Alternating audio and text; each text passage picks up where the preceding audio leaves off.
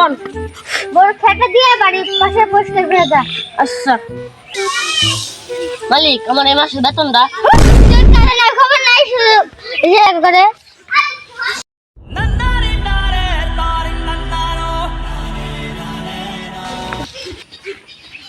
খবর নাই শুধু টাকা টাকা করে টাকা টাকা কি করে ভাইয়া আমার টাকাটা আমার মার্কেট করুন আমার অ্যাকাউন্টে তুলে নে দা। শুনলে আমার এত মাসের বেতন আটকে রাখছে, 1 টাকা চাইলে দাঁড়ি দেয়, আর নিজের বাইরে টেহা উঠে দিবার করলো শপিং গরিব বলতে আমার অবহেলা করে।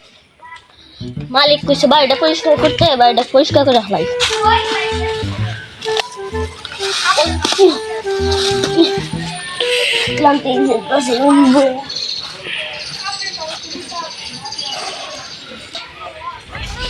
কত কষ্টের কাম, মাটা অসুস্থ, বাইরে খরচ চালা লাগে, এত কষ্টের কাম করে।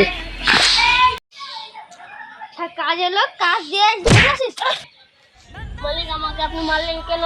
তুই কাজ বাদ যা আর আমাকে বাড়ি এসে কাজ করতে আসুন না। মালিক মালিক আমার টাকাটা দিয়ে মালিক। কাজ না খবর নাই টাকা টাকা দিবেন না মালিক, আমার টাকা আপনি।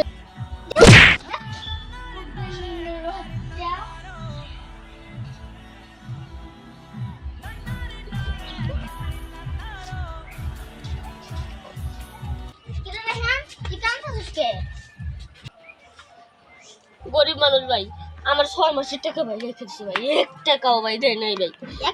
না ভাই 1 টাকাও দেয় নাই আমার। লাঠি দিয়ে আর বাড়ি থেকে বের করে দিছে আমার ভাই।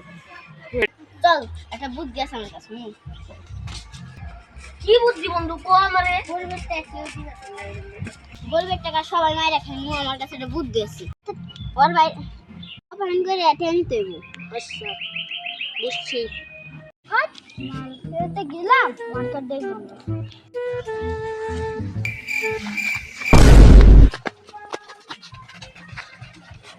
ওই ওর ভাই ফোন লাগা, সে লাগাইতেছি। হ্যালো, তোর বাইরে কিডন্যাপ করে লাইছি, পুরান বাইরে নে, 1 ব্যাগ টাকা থেকে যা, তোর বাইরে নিয়ে যা তাড়াতাড়ি। তুই আমার ভাই কোনো ক্ষতি করিস না, আমি এক্ষুনি টাকা নিয়ে আসতেছি। টাকাটা এখানে রেখে দিই আর ভাইকে ফোন দিয়ে আর আনতে দিই। ওই আমার ভাই কাছে আমি টাকা রেখে দিয়েছি।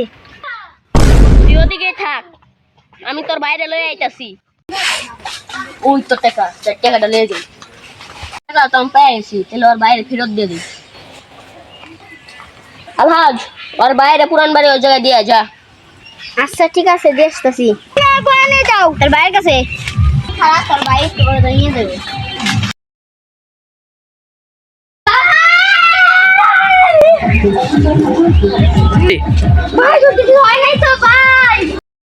একজন গরিব মানুষ তখনই খারাপ হয় যখন কেউ তাকে খারাপ হতে বাধ্য করে।